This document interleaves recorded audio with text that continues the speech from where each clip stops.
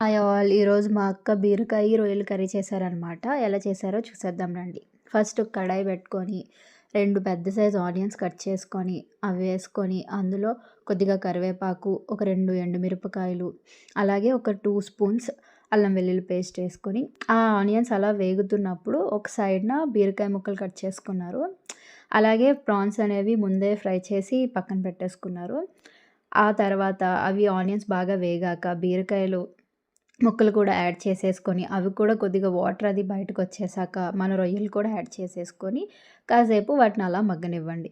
వాటిలో నుంచి వాటర్ అంతా పోయిన తర్వాత, అందులో ధనియాల పొడి, కొద్దిగా జీలకర్ర పొడి, ఈ పొడులన్నీ వేసి ఇంకాసేపు మగ్గించి, ఆ తర్వాత కొద్దిగా కొత్తిమీర చల్లుకొని, తర్వాత కారం పొడి చల్లుకొని, కాసేపు అలాగా తిప్పేసి, కాసేపు మగ్గనిస్తే, మన బీరకాయ, రొయ్యల కర్రీ అనేది రెడీ అయిపోతుందనమాట.